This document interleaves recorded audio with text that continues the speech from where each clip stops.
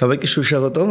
আমি ডক্টর চিরঞ্জীব বিশ্বাস। আমি আছি উত্তর মহিলা মেডিকেলে মনোরোগ বিভাগে সহযোগী অধ্যাপক হিসেবে। আজকে আমরা কথা বলবো মাদকাসক্তিতে কীভাবে আমরা প্রতিকার পেতে পারি। তো মাদক নিয়ে আমরা অনেকেই দেখি খুব অল্প বয়সেই কিছু কিছু মাদকাসক্ত হয়ে যান। এই ক্ষেত্রে আমরা দেখেছি যে গাঁজা, ইয়াবা, হেরোইন, মরফিন, প্যাথেড্রিন, বিভিন্ন এমনকি ঘুমের ওষুধেও অনেকে কিন্তু নেশাগ্রস্ত হয়ে যান। অনেকে কিন্তু এই নেশা থেকে কীভাবে বের হবেন বুঝতে পারেন না। বিভিন্ন ক্ষেত্রে দেখা যায় যে বন্ধুবান্ধবদের কারণে বা নিজেই আগ্রহ ভরে টেস্ট করার কারণে নিতে যেয়ে পরবর্তীতে এটাতে নেশাগ্রস্ত হয়ে যান এবং বিভিন্ন কারণে এই ক্ষেত্রে মাদকের সাথে সম্পর্কিত হয়ে তার ঘুমের সমস্যা, তার রাগ, জেদ, তার লেখাপড়ার পারফরমেন্সের এবং তার কাজের ক্ষেত্রেও তার স্বাভাবিক পারফরমেন্সের জায়গাটা কিন্তু ব্যাহত হয়। তো সেক্ষেত্রে উনি অনেক সময় চেষ্টা করেন, নিজে চেষ্টা করেন যে আমি মাদক মুক্ত হতে চাই, কিন্তু মাদক বন্ধ করলেই তার বিভিন্ন শারীরিক খারাপ লাগা শুরু করে, তার শরীরে বিভিন্ন ধরনের উপসর্গ আসে, মনের ভিতর থেকে অস্থিরতা কাজ করে এবং উনি অনেক সময় পারেন না। হয়তো কখনো 1 মাস, কখনো 2 মাস, কখনো 3 মাস, কখনো 6 মাস উনি মুক্ত থেকে আবার পরবর্তীতে মাদকের মধ্যে আসক্ত হয়ে যান। তো সেক্ষেত্রে উনি কীভাবে এখান থেকে মুক্ত হবেন? তো প্রথমে আমরা এই ক্ষেত্রে বলি যে আপনার যদি মাদক ছাড়তে চান তাহলে প্রথম কথা হচ্ছে এটা আপনি প্রথম একটা পজিটিভ স্টেপ আপনি নিয়ে ফেলেছেন, অলরেডি মাদক ছাড়তে চান, এটা খুবই ভালো কথা এবং আপনি অবশ্যই এখান থেকে মুক্তির জন্য তখন আমরা আমরা আপনাকে সাহায্য করতে পারবো। সেক্ষেত্রে আমাদের বিভিন্ন সাইকিয়াট্রিস্ট এবং সাইকোলজিস্ট আছেন যারা মাদক বিষয়ে অভিজ্ঞ। তারা এই ক্ষেত্রে আপনাকে বিভিন্ন মাদক না নিলে যে শারীরিক আমরা বলি ক্রেভিং হয়, খারাপ লাগে, অস্থিরতা লাগে, উইথড্রল সিনড্রোম হয়, সেই ক্ষেত্রে বিভিন্ন ওষুধের মাধ্যমে আপনি উইথড্রল সিনড্রোমকে কমিয়ে দিতে পারবেন।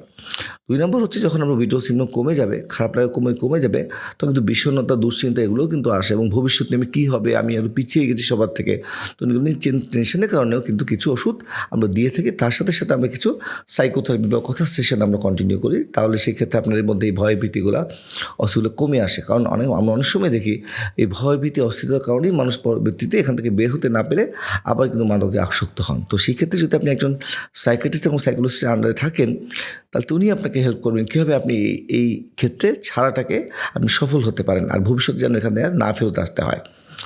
তারপরে আমরা যে কথাটা বলি যে পরিবারকে আপনাকে এই ক্ষেত্রে জানানো এবং তাদেরকেও চিকিৎসার ক্ষেত্রে এখানে ইনভলভ করা। কারণ পরিবারকে যদি আপনি মাদকের ক্ষেত্রে আপনি গোপনে রাখেন, না জানান, তাহলে কিন্তু আপনি মাদক থেকে বের হতে পারবেন না। কারণ মাদক যখন বন্ধ হবে, মাঝে মধ্যে আপনার খারাপ লাগবে, আপনার কিছু কথা বলতে ইচ্ছা করবে, অস্থিরতা লাগবে, তখন কিন্তু আপনি কাছের মানুষকে যদি না পান, সাইকিয়াট্রিস্ট বা সাইকোলজিস্টকে আপনি সবসময় তো পাচ্ছেন না। সেক্ষেত্রে আপনি পরিবারের কোনো মানুষ হতে পারে, 1 বা 2 হতে পারে, মা হতে পারে, ভাই হতে পারে, বোন, যার সাথে খুব ভালো সম্পর্ক, তার সাথে যদি আপনি এই ক্ষেত্রে খোলামেলা কথা না বলতে পারেন, আপনার খারাপ লাগাটা না শেয়ার করতে পারেন, তাহলে কিন্তু সেই ক্ষেত্রেও কিন্তু আপনি দেখা যাচ্ছে পরবর্তীতে মাদকের দিকে আবার ঝুঁকে যেতে পারেন। কারণ বাসায় থাকতে গেলে তো সেখানে কেউ আপনাকে নিয়ন্ত্রণ করবে না, আপনার নিয়ন্ত্রণ আপনার কাছেই। সেই কারণে আপনি এখানে আপনার পরিবারের যে কোনো মানুষের সাহায্য নিতে পারেন। আমরা অনেক সময় বাবা মার কথা বলে থাকি, কিন্তু এই ক্ষেত্রে আপনার চয়েস ভিন্ন হতে পারে, কিন্তু যার সাথে আপনার ভালো সম্পর্ক তার সাথে, এবং যারা আপনাকে পরিবারের মধ্যে থাকবে, যারা আপনাকে মনিটর করতে পারবে সেরকম মানুষ।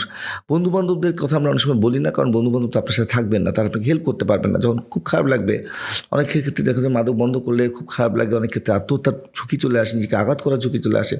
সেক্ষেত্রে পরিবার মানুষেরা কিন্তু বাহ্যিক মানুষকেও আপনাকে সাহায্য করতে পারবে না। সেই কারণে পরিবার মানুষকে এখানে ইনভলভ করাটা খুবই জরুরি।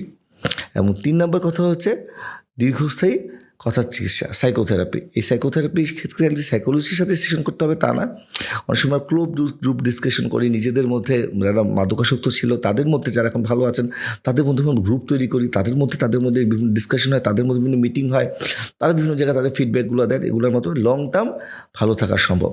তারপরেও যেহেতু মাদক একটা দীর্ঘস্থায়ী একটা ব্রেন ড্যামেজ করে, যে কোনো সময় যে কোনো কষ্ট খারাপ লাগতেই পারে আপনার। আপনি এমনকি 8-10 বছর যদি মাদক শূন্য থাকেন তারপরেও রাখতে পারে। সেক্ষেত্রে অবশ্যই যখন খারাপ লাগবে সময় ক্ষেপণ না করে অবশ্যই আপনার নিকটস্থ সাইকিয়াট্রিস্ট বা সাইকোলজিস্টের সাথে যোগাযোগ করেন, বা যদি খুব বেশি খারাপ লাগে তাহলে আপনি সাময়িক হাসপাতালেও ভর্তি হয়ে যেতে পারেন। সেক্ষেত্রে কিছু ওষুধের মাধ্যমে আপনাকে দ্রুত সময় এখান থেকে বের করা সম্ভব। তো ধন্যবাদ সবাইকে।